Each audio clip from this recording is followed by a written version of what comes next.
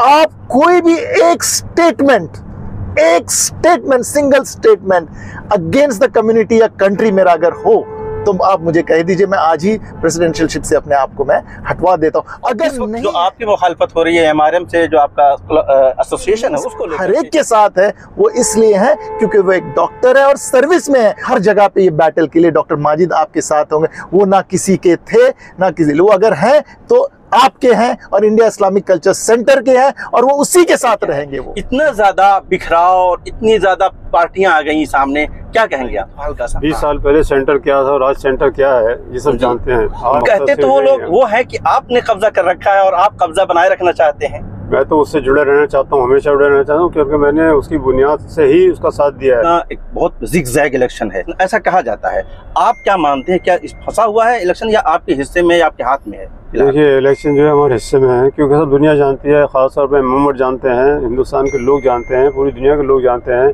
कि आज जिस मकाम पे इंडिया इस्लामिक कल्चर सेंटर को खड़ा किया गया है उसका वक़ार मजबूर करने के लिए जो लोग आ रहे हैं, उनका कोई ज़ाती मकसद है, बाकी सेंटर से किसी का कोई मतलब नहीं है।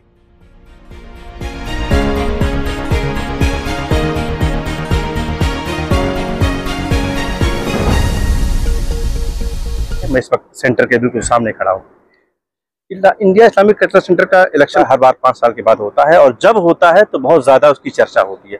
इस बार कुछ ज़्यादा ही चर्चा हो रही है। 20 साल ताजुद्दीन कुरैशी साहब को इसकी सदारत करते हुए हो गया है, 75 साल के हो गए हैं। उसके बाद से उन्होंने एक अलग पैनल बनाया जिसमें डॉक्टर माजिद अहमद तालाकुटी साहब को लाए हैं और वो एक बहुत ही बड़े कैंसर स्पेशलिस्ट हैं, बहुत मशहूर मारूफ हैं। उनको लेकर के उन्होंने एक पैनल बनाया है और उसके अलावा 6 पैनल और भी काम कर रहे हैं। तो ये तमाम पैनल इस बार लड़ रहे हैं। 11 अगस्त को इसका चुनाव होगा।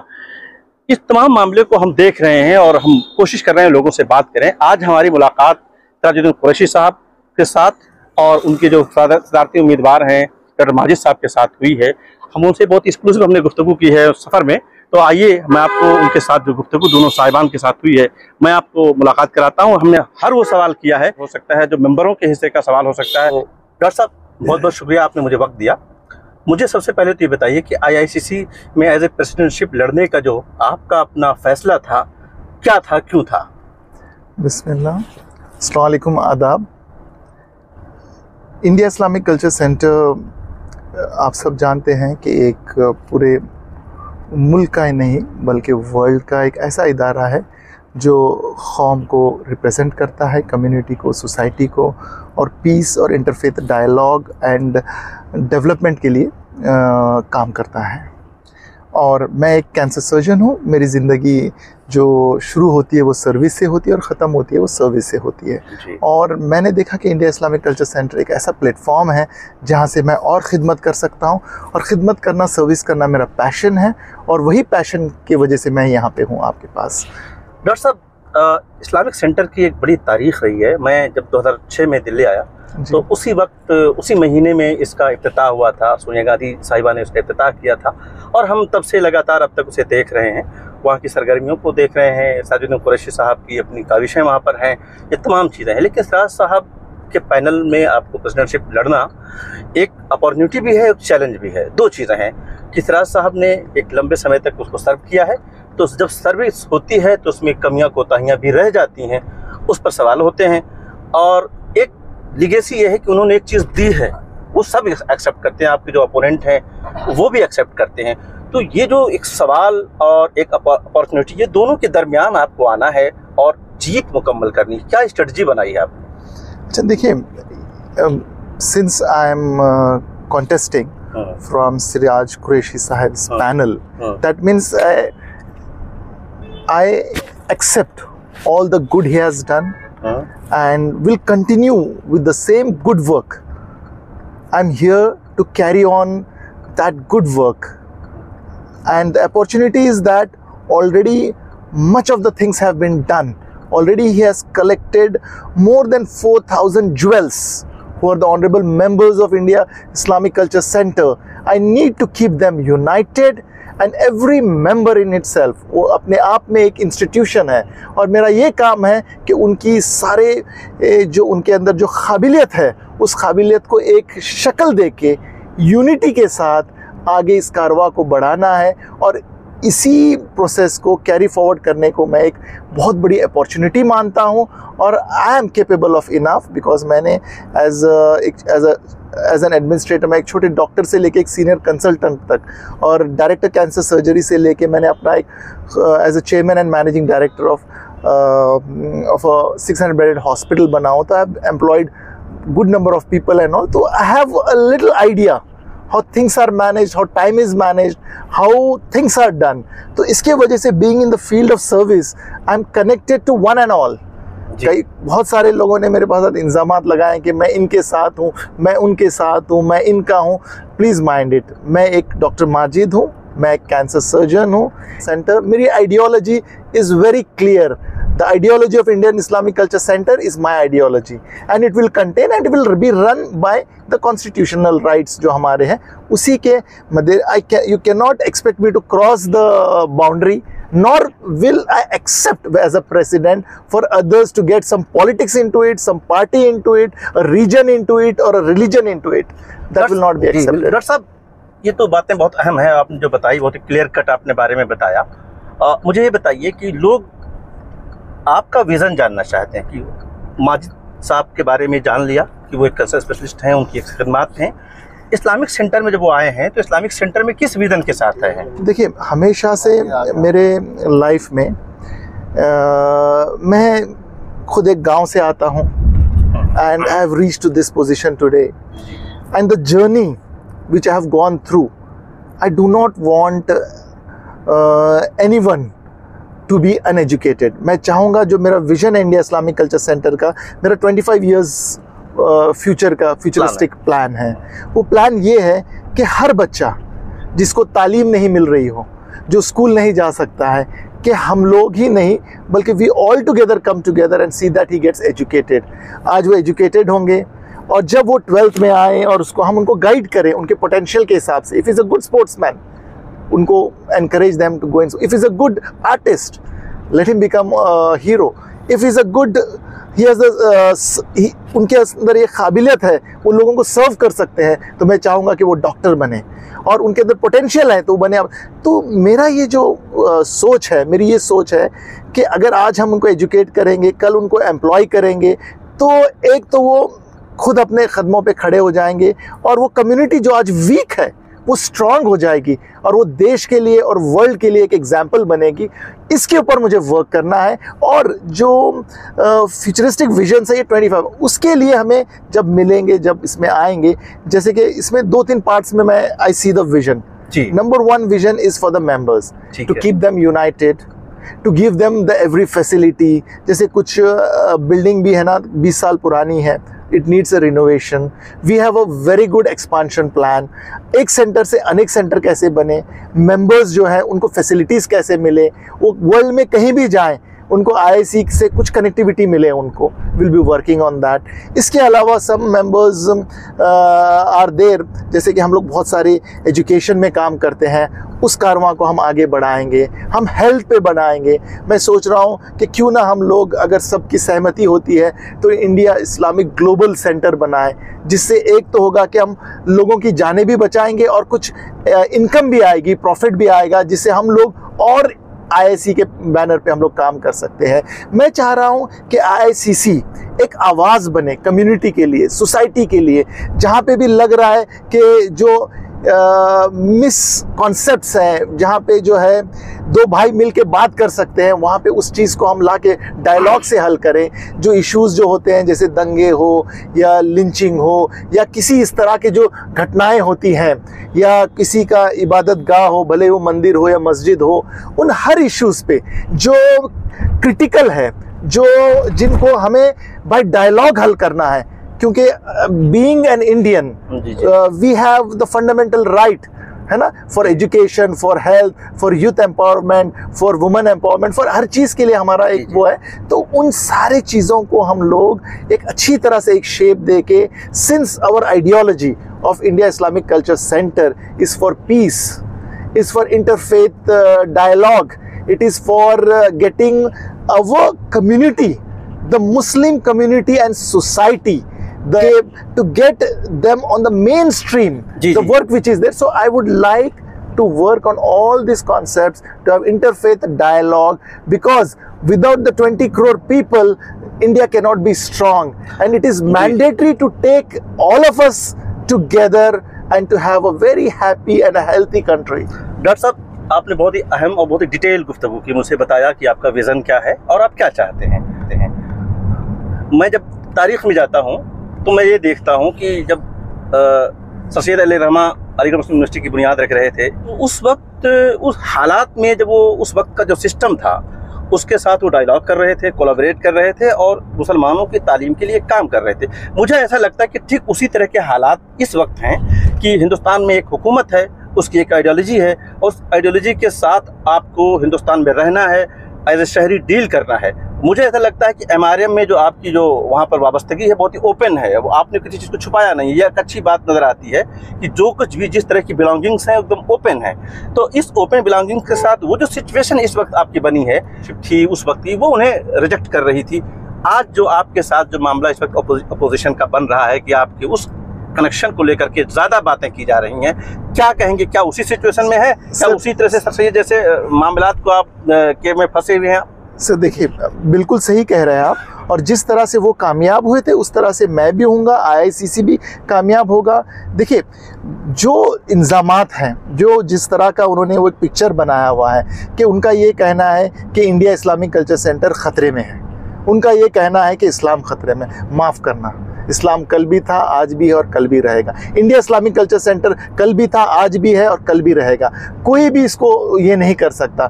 जो डर का माहौल बना रहे हैं वोट के लिए, मैं उनसे ये कहूँगा कि अगर मुस्लिम मंच है या डॉक्टर माजिद अहमद तालीकोटी है, ये क्लियर कट है। आप कोई भी एक statement, single statement against the community या कंट्री मेरा अगर हो तो आप मुझे कह दीजिए, मैं आज ही प्रेसिडेंशियलशिप से अपने आप को मैं हटवा देता हूं। अगर नहीं है, आप बाज आएं, किसी को गलतफहमी का शिकार ना करें। आप जानते हैं our constitutions give us the support also, कि हमारे जो ऐसे लॉज है वो सेक्शन 153 हो या आप अपना 295A लो, या आप जैसे मीडिया वाला लो जो फेक न्यूज़ स्प्रेड करते हैं 4999 या 500 या 2000, they all support the safety. आप मेरे खिलाफ जो फॉल्स कैंपेन कर रहे हो, यू विल हैव टू, आप उससे बाज आए और इस तरह का फॉल्स कैंपेन ना करें। और doctor Majid India Islamic culture centre में आके इंडिया इस्लामिक कल्चर सेंटर की आइडियोलॉजी जो है उसी को फॉलो कर रहे हैं। और जब डॉक्टर माजिद ये कह रहे हैं कि प्लीज़ आप इस चीज़ से बाज रहे कि डॉक्टर माजिद आज तक कोई पॉलिटिकल पार्टी से एसोसिएटेड नहीं थे, आज उनके लिंक्स हर एक के साथ है। वो इसलिए हैं क्योंकि वो एक डॉक्टर है और सर्विस में है। और इंडिया इस्लामिक कल्चर सेंटर में मैं वही लिंक्स को यूज़ करके मैं ये कोशिश करूँगा कि हमारी जो एक हिंदुस्तानी होने के नाते, इंडियन होने के नाते, इंडिया इस्लामिक कल्चर सेंटर उसका एक ये होने के नाते हर फैसिलिटी, हर मसले, भले वो AMU का हो, वो जामिया का हो, या कोई भी माइनॉरिटीज, वो लिंचिंग का हो, या वो कहिए, ये आवाज़ डॉक्टर माजिद की उठेगी, आपको अपने साथ पाएगी। और ये आवाज़ लीगली भी हर जगह पे ये बैटल के लिए डॉक्टर माजिद आपके साथ होंगे। वो ना किसी के थे ना किसी, वो अगर हैं तो आपके हैं और इंडिया इस्लामिक कल्चर सेंटर के हैं और वो उसी के साथ रहेंगे। वो बहुत बहुत शुक्रिया, आपने बहुत ही खुले अल्फाज में, बहुत ही ओपन अल्फाज में सबको, अपने पोजीशन को भी चैलेंज किया है और अपने विज़न को भी रखा है। मैं मेरे साथ इस वक्त जो साजिद कुरैशी साहब हैं, जो उनसे भी दो शब्द उनसे लूँगा कि वो एक सरपरस्त होने के नाते एक लंबा अरसा गुजारा उन्होंने यहाँ पर, तो किस तरह से वो क्या कहते हैं इस इलेक्शन के बारे में। ये जो इलेक्शन है आपका तो 20 साल का तजर्बा है और उससे पहले से आप जब से वो कायम हुआ तब से जुड़े हुए हैं। इस इलेक्शन के बारे में आपकी पहली टिप्पणी क्या है? इतना ज़्यादा बिखराव और इतनी ज़्यादा पार्टियां आ गई सामने, क्या कहेंगे आप? ऐसा है, देखिए आज 20 साल खिदमत करने के बाद, पहले 20 साल पहले सेंटर क्या है ये सब जानते हैं। आज सेंटर के अंदर क्योंकि वो सिचुएशन है जी, सेंटर अपने पैरों पे खड़ा हुआ है, सेंटर की एक आमदनी है, सेंटर के अंदर सारी सहूलतें मौजूद हैं जी। सेंटर में आज हर वो चीज़ मौजूद है जो एक बहुत अच्छी सिचुएशन में होना चाहिए। अब क्या है, लोगों के जहन में घुस गया है कि इसके ऊपर कब्जा किया जाए। कब्जा करने की गरज से लोग जो हैं इस इलेक्शन के लिए आ रहे हैं, वरना और क्यों नहीं है। हमारे खिलाफ जितने इलेक्शन लोग खड़े हो गए हैं इलेक्शन लड़ने के लिए, उनका कहते तो वो लोग वो है कि आपने कब्जा कर रखा है और आप कब्जा बनाए रखना चाहते हैं। मैं तो उससे जुड़े रहना चाहता हूँ, हमेशा जुड़े रहना चाहता हूँ, क्योंकि मैंने उसकी बुनियाद से ही उसका साथ दिया है। बिल्कुल। और उसको 2004 से लेके मैंने इसको आज तक बनाया है, खींचा है, मेंटेन किया है। और सारी दुनिया की सारी सहूलतें इसके अंदर पैदा कर दी हैं। दुनिया का हर बड़े से बड़ी हस्ती जो है सेंटर के अंदर मैंने बुला दी है। हमारे मुल्क के जो है बड़े बड़े प्रेसिडेंट हो गए, प्राइम मिनिस्टर्स हो गए, वो इसमें इस्लामिक सेंटर में बुला दिए गए हैं। इन सब लोगों ने आके अपने अपने फंक्शन किए। आज सब इसकी तारीफ करते हैं। आज इंटरनेशनल लेवल के ऊपर सेंटर खड़ा हुआ है, पूरी दुनिया से लोग इसके अंदर आते हैं, दुनिया के अंदर मशहूर हो गया है। एक इसका मकाम है, इज्जत है, उसका एहतमाम है। तो मैं समझता हूँ कि मुझे इसके साथ जुड़े रहना है ज़िंदगी भर तक, और मैं इसको छोड़ूंगा नहीं ज़िंदगी भर तक। अच्छी बात। लोग उसके साथ चाहे कुछ भी मुझे जोड़ें, लेकिन मैं अपनी ऐसी टीम चुन के लाना चाहता हूँ क्योंकि 75 साल की उम्र का तकाजा लेके उन्होंने जानबूझ के मुझे आगे नहीं आने दिया ताकि मेरी उम्र भी ना बढ़ने पाए। मैंने बहुत कोशिश की, लेकिन उन्होंने इसलिए क्योंकि 20 साल मैंने उसको सही तरीके से चलाया है। लेकिन अब 20 साल के बाद जो अगर किसी और के हाथ में चला गया, अगर ये हमारे हाथ में नहीं रहा, तो आप देखिए इसका हशर क्या होगा। मेरे अल्फाज जो है आप नोट कर लीजिएगा, क्योंकि मैं इनको सबको जानता हूँ जो लोग लड़ रहे हैं। ये बात डॉक्टर साहब दुरुस्त है कि आपके से मुखालफत करने वाले और उसके बावजूद आपके जो कारनामे हैं, आपका जो कंट्रीब्यूशन है इस्लामिक सेंटर के लिए, वो ज़रूर याद करते हैं। उसके साथ साथ आपसे बात, आपके तमाम चीज़ों से इख्तलाफ करते हैं। ये तो आपके हिस्से में जाता है।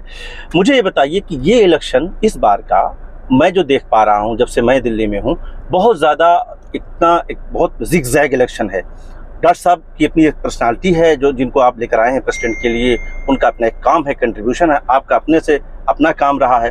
तो ये जो इस वक्त बहुत फंस चुका है इलेक्शन, ऐसा कहा जाता है, आप क्या मानते हैं? क्या इस फंसा हुआ है इलेक्शन, या आपके हिस्से में या आपके हाथ में है? देखिए, इलेक्शन जो है हमारे हिस्से में है, क्योंकि सब दुनिया जानती है, ख़ासतौर पर मोहम्मद जानते हैं, हिंदुस्तान के लोग जानते हैं, पूरी दुनिया के लोग जानते हैं कि आज जिस मकाम पर इंडिया इस्लामिक कल्चर सेंटर को खड़ा किया गया है, उसका वक़ार मजबूर करने के लिए जो लोग आ रहे हैं, उनका कोई ज़ाती मकसद है, बाकी सेंटर से किसी का कोई मतलब नहीं है।